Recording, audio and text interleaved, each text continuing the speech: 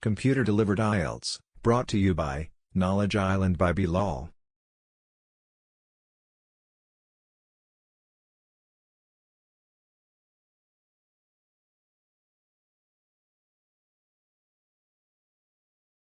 Change the volume using the bar in the top right corner. Click Continue when you hear the sound clearly.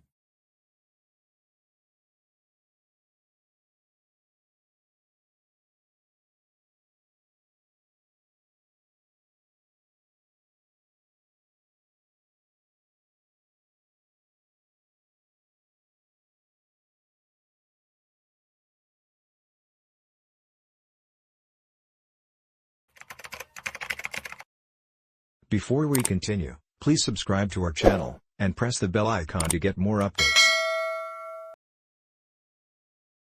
You will hear a number of different recordings, and you will have to answer questions on what you hear.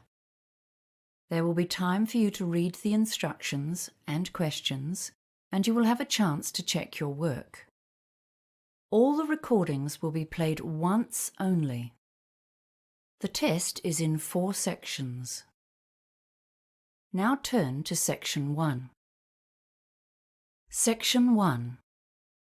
You will hear a conversation between a bank clerk called Jeanette and a man who is asking for information on investing money.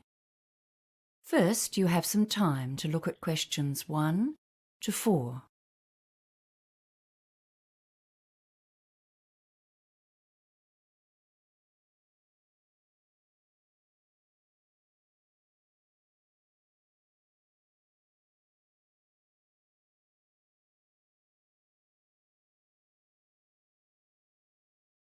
Now we shall begin. You should answer the questions as you listen, because you will not hear the recording a second time. Listen carefully and answer questions 1 to 4. This is Citibank. You're speaking with Jeanette. How may I help you today? Hi. I'd like to ask a few questions about a term deposit. Certainly. Do you currently have any investments with us? Yes, I do, but my term deposit is due to mature soon, and I've come to find out my options for renewing and extending it. I'm considering a range of different investments, to be honest, but I wanted to begin with the simplest option. Okay, sir. Well, before we begin, I just need to verify your ID. Can I have your name, please? David Marshall. That's M for mother. ARSHALL. Thank you, David. Now, I just need to ask you a couple of security questions. What's your mobile phone number? 023-561055. And your date of birth, please? 18th of February, 1968. Right. So I've got your account information in front of me. You've currently got $18,000 on a term of 180 days. That's at a rate of 3.45% per year or per annum. Okay, so what are my options? Can we start by looking at 1 and 2 year terms? We can do that. Let's see. Right. If we put it on a 1-year term, we can offer you a yearly return of 3.65%. And for 2 years, it's 3.7%. Oh no, hang on. Sorry, we have a special deal on that term right now at 3.85%. Okay. So what does that mean in dollars? Just one moment and I'll bring it up. Okay, so the total interest earned would be $657 for 1 year, and I'm just bringing up the 2-year figure for you. A 2-year term at 3.85% interest, that's a total of $1,412 interest on maturity. Right. That's about a $700 difference. Yes, a bit more actually. Okay. Oh, a friend of mine told me he gets his term deposit interest paid into his account every month. Do you have a monthly interest option? Yes, actually. We do offer that on term deposits, but only on investments of $20,000 or more. Before you hear the rest of the conversation, you have some time to look at questions 5 to 10.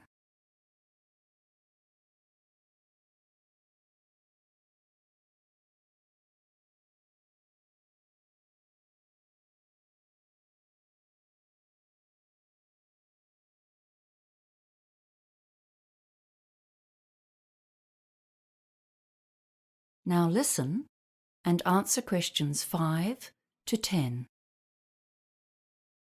Can I ask if you've considered a PIE as an alternative investment option? A pie? Yes, it stands for Personal Investment Entity. It's an investment trust. Your earnings tend to be higher than they are for a term deposit because 28% is the maximum tax on those earnings. Okay, that sounds interesting. I've heard of those, but I've never really understood them. I thought they were called pies. They always sounded like something you eat. But I'd sure like to get a bigger slice of my investment pie. Well, with a PIE, your investment return changes depending on how much tax you normally pay. Oh, I see. According to my income bracket. Yes, that's right. For example, on a 2-year plan, if you're earning in the range between $48,001 to $70,000 at 30% tax, there's a 3.75% effective rate on PIE earnings. Okay. I'm actually on a 33% tax rate. Well, that's an even better return. If you're earning between $70,001 and $120,000, the effective interest rate is higher too. So let's have a look for a 2-year investment. The rate actually goes up to 3.92%. Wow. Okay. So a PIE may be the better option. Better than a term deposit, I mean. And can I do that with an $18,000 investment? Yes, the minimum deposit for a PIE investment is $10,000. Okay. And are there any hidden charges? No fees at all for investing in a PIE. Well, that's good news. Oh, wait a minute. What about interest payment options? Is it the same as the term deposits? You have to have a minimum deposit to be eligible for monthly payments? Let me check the options here. Well, you'll be pleased to hear that there's actually more flexibility with PIEs than with term deposits. You can opt to have your interest paid every month, quarterly, 6-monthly, or yearly. Okay. Well, that's given me something to think about. Would you like to apply today? No. I'll have to think about it, thanks. Certainly. If you do decide to go ahead with it, applications are processed in 2 days, as long as you have a bank account with us, which you do. You can apply on our website, by phone, or pop into one of our branches. Great. Thanks for your help. That is the end of section 1. You now have half a minute to check your answers.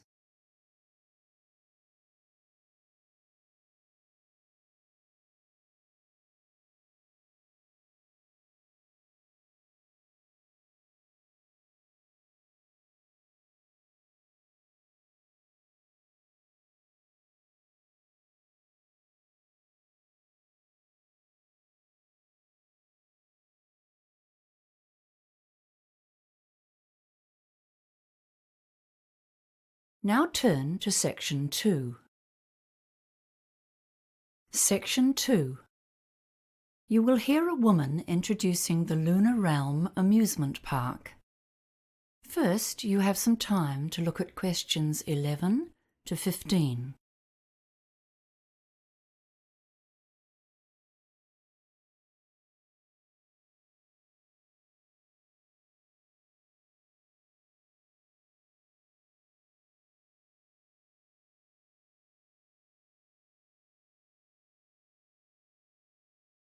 Now listen carefully and answer questions 11 to 15.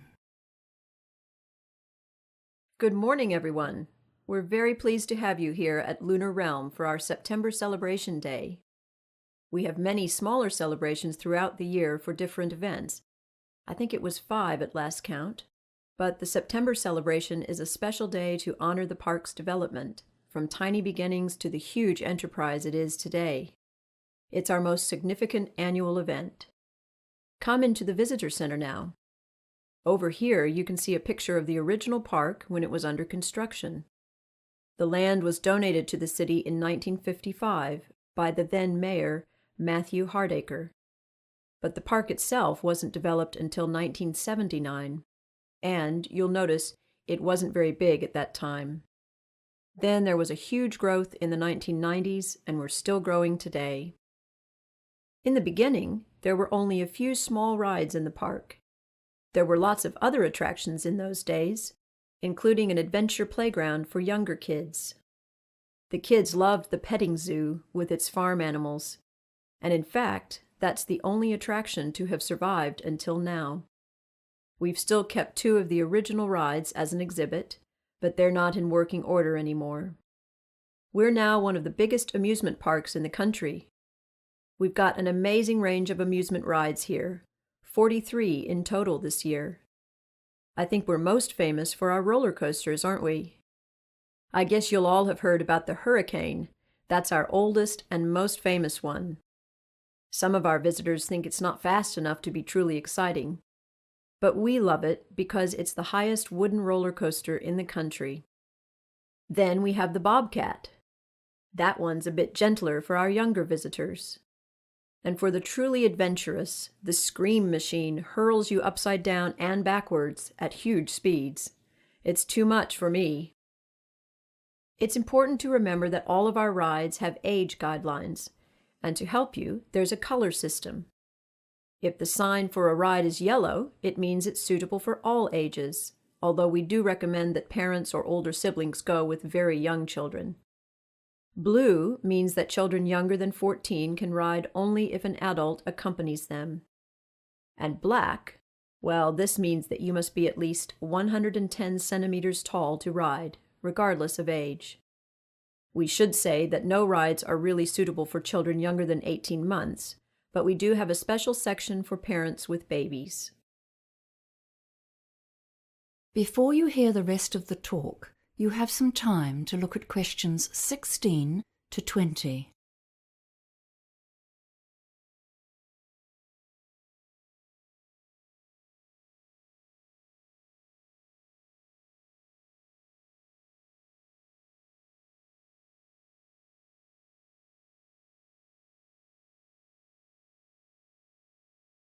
Now listen and answer questions 16 to 20. Now I'll tell you about the many options for food around the park. You can get a range of different cuisines, Italian, Chinese, and so on. All of that's in the food court in the center of the park. But there are lots of other places as well. If you want hamburgers, sandwiches, that sort of thing, you can find food stands everywhere. We pride ourselves on the quality of our food, and all of our vendors use fresh, healthy ingredients from local farms. Don't forget the special events we've planned for the anniversary celebration. There are 2 main events today, and they're both free. The first is the afternoon parade. It kicks off at noon, so arrive a bit early if you want a good view. The best place to see it is along the main street. It's all organized by final year school students. You'll see some gymnastics and acrobatics, hear music from a marching band, and see some fantastic floats. The parade has become one of our feature events of the year. The second big event today is an evening concert, which takes place at our main amphitheater. The concert features singing and dancing, costumes and lights, and there's a different theme each year. This year the theme is Hollywood, and it's all about classic style and old films. The concert starts at 7 p.m., but try to arrive by 6:45. Now, I know you're all eager to get out there and have fun, but before you go, I'm just going to tell you some information about safety and security. If anyone needs medical attention, we have help available. You can see on this map that next to the visitor center, which is where we are now, of course, can you see this red dot? Yes, so that is one of our 10 first aid centers. If you get hurt, all you need to do is ask a member of staff to direct you towards the nearest one. And kids, remember, if something happens, you get lost, and you can't find your parents, please tell someone who works at the park. Just look for someone dressed in the Lunar Realm colors, and they will assist you. And for anyone who has a problem of any sort, you can come and talk to a member of our security team at any one of the many guard stations. Those are the blue dots here on the map. Don't forget to take a copy of the map. That is the end of section 2. You now have half a minute to check your answers.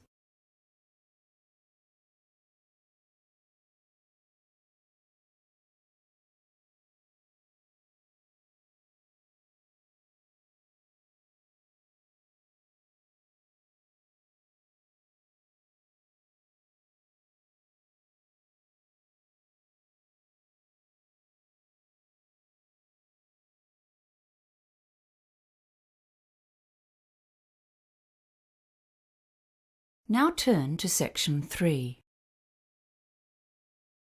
Section 3. You will hear a conversation between a peer tutor and an engineering student who needs help with a project. First, you have some time to look at questions 21 to 24.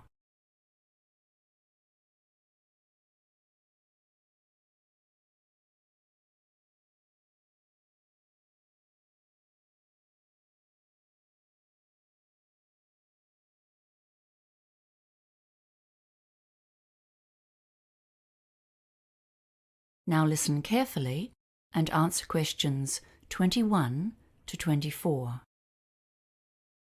Hi, John. Thanks for seeing me today. I'm really struggling with my project. I have to come up with a design for a water treatment system, and I'm really not sure what I'm expected to do. Well, as peer tutors, we've been taught to follow a process in these tutorials, okay?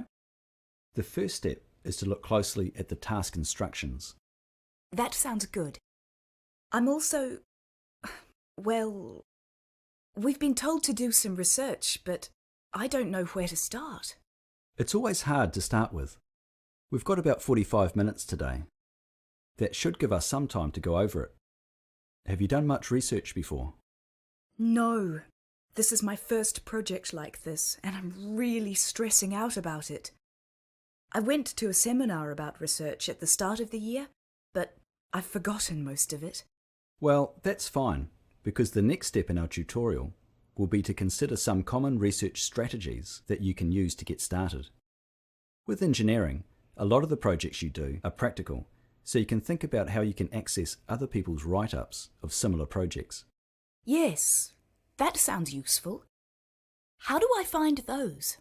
Well, there's always the online databases, but you need to know what search terms to use. So, can you think of any useful terms? Cameroon, I guess? And maybe grey water? Yes, good. But those might not give you many hits. What about the type of research? I've always found it helpful to search for case studies, you know? There's probably a whole lot of those on systems set up for other villages in developing countries that you could look at. I've got a couple here actually. They're on different topics, but we can look at the structure and develop some useful ways to focus your research. Is there anything else you'd like to look at today? I can't think of anything right now. That all sounds good. Great. Then the next step is to come up with an action plan. How long have you got? To finish the project? 4 weeks, I think. It's due on the 6th.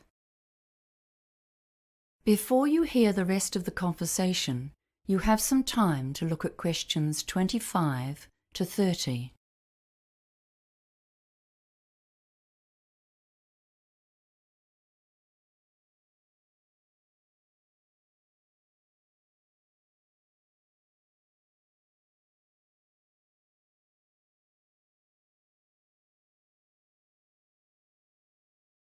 Now listen and answer questions 25 to 30.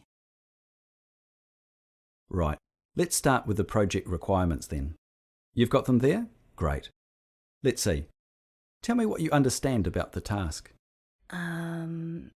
So we need to create a system for grey water treatment so that we can minimise the strain on the overloaded water supply in a village in Cameroon. That's right. But I don't get the details about the type of system and what it needs to be used for. Okay.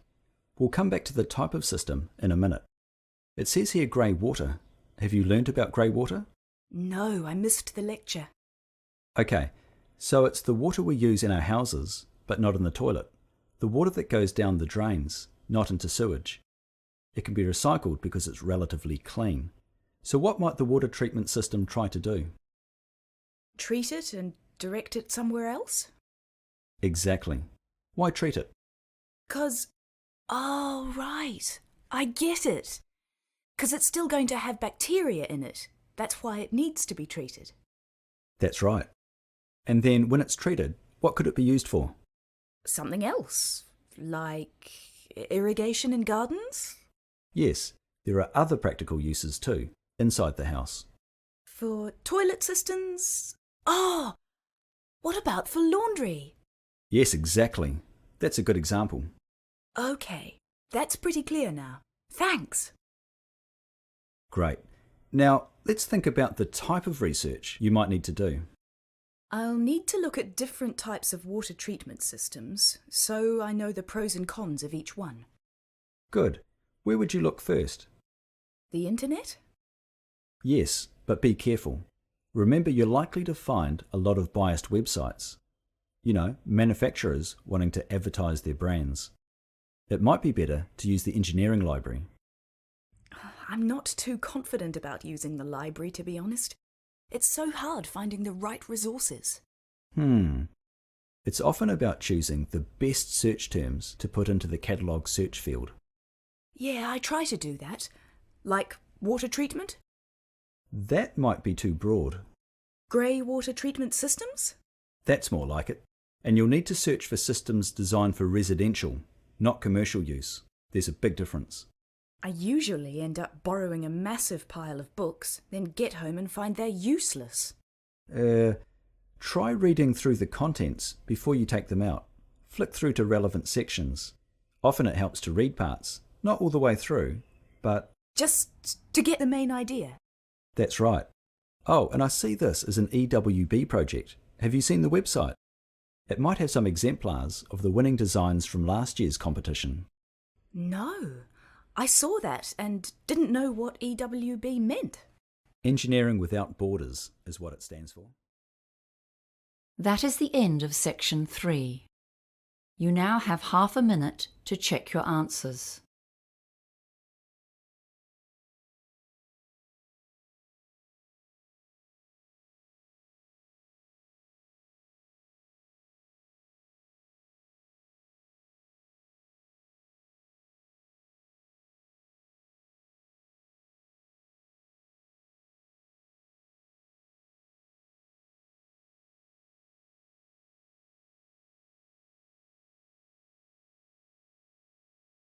Now turn to section 4.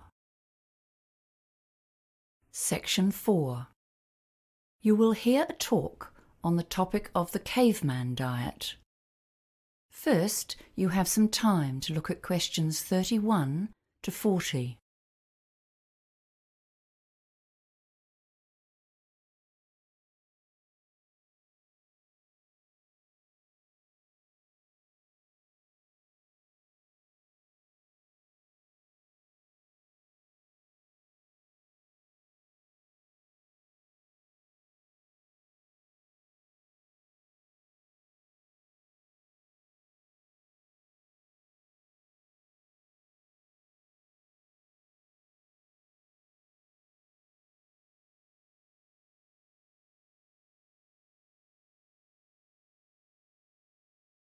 Now listen carefully and answer questions 31 to 40. Hello everyone. Do you use the internet? If I asked you what is the single most common topic for advertisements on the net, I suspect ads for weight loss would win hands down.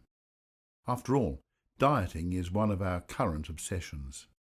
We've all heard of the Atkins diet, the macrobiotic plan, the South Beach diet, the raw food eating plan. All of these fad diets and many more promise that you will lose kilos and live a healthy life if you just follow their plan. Today we're going to discuss one of the most well-known Western diet trends, the paleo or caveman diet. Firstly, what is this diet and where did it come from? Proponents of this diet argue that we need to return to basics, that is, to what our forebears ate many years ago. They say that our bodies are not well suited to digest complex carbohydrates such as grains and legumes. We should be eating a hunter-gatherer diet, rich in lean meat, fish, nuts and berries, and without wheat, oats or other grains that came into our diet after the invention of agriculture. Sounds logical, doesn't it? But let's look a little closer. The first question to ask about the caveman diet is, What did our ancestors actually eat? One way to discover this is to study the diets of existing hunter-gatherer tribes. Although these groups do tend to regard meat as the best source of food, they often have difficulty in finding it. In Africa, for example, over 50% of the time, the Bushmen tribes come home empty-handed from their hunting expeditions, despite being very skillful with equipment such as bows and arrows. So what do they eat when they can't get meat? Well, the wives come to the fore then, foraging for and cooking local plants. Most of the groups eat a lot of plants. These range through a huge variety of local species, including nuts, plantains and yams, and evidence suggests that this was true of our ancient ancestors as well. Researchers suggest that these people would eat more meat if they could get it, but in fact only approximately a third of their calories comes from this protein and fat-rich source. Research shows that when these groups first come into contact with a Western diet, their health suffers. Once they're exposed to our diet of refined carbohydrates and sugars, they quickly develop our lifestyle-related diseases. However, that does not mean that the human digestive system is suited to digesting only a few sources of food, nor that it cannot change to accommodate different food sources. In fact, the evidence would suggest exactly the opposite. As a species, we are able to make significant modifications to our digestive systems according to what foods are available in our local environment. Examples abound, and our ability to digest lactose is a good one. Lactose is a sugar that is found in milk, and it is digested in the human gut by the enzyme lactase. In communities in Europe, the Middle East, and Africa that traditionally herd cattle and drink cow's milk, this enzyme is present and people can digest milk products. However, in places such as China and Thailand, which do not have this style of farming, the enzyme is lacking, and most people have lactose intolerance. Another example is the ability to digest the sugars from starchy foods. Communities that eat a lot of these foods have saliva that breaks down starchy foods before they reach the gut, whereas other groups have more difficulty in getting nutrition from high-starch sources. In fact, if you look at indigenous cultures around the world, there is a huge variety of successful diets. The Inuit get nearly all of their energy from high-fat sources, such as seal meat. The Jains in India have religious beliefs which prohibit eating any living thing, including eggs, but which do, however, allow for the consumption of milk products. Other groups eat mostly fish or have an insect-based diet, depending on locally available sources of protein. So the idea that our caveman ancestors ate one homogeneous diet and that if we follow this we can all be healthy would seem to be an oversimplification. Diets are the result of complex cultural dietary practices. People can and will eat just about anything. So, if we can eat a variety of diets, is there anything actually wrong with following the caveman diet? Well, firstly, on a practical level, it's an expensive way to get your daily calories. Few of us can afford to satisfy all of our energy requirements on a diet which depends on lean wild meat and nut oils. A few carbohydrates provide a cheap, filling and substantial energy boost for most of us. Secondly, a diet which includes a large proportion of red meat may not be good for our long-term health if our bodies are adapted to a sedentary lifestyle and a plant-based diet. We simply get less exercise than our ancestors did, and so we are more prone to some illnesses than they were. Finally, if we all start to eat a wild meat-based diet, this will have negative implications for the environment, because it's not a sustainable way to feed a lot of people. That is the end of section 4. You now have half a minute to check your answers.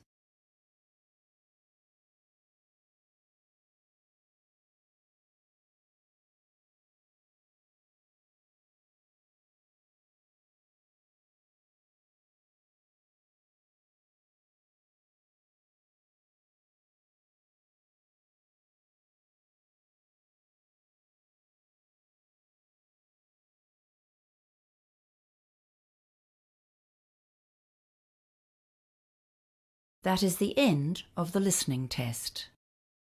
Don't forget to comment, like, and share our video.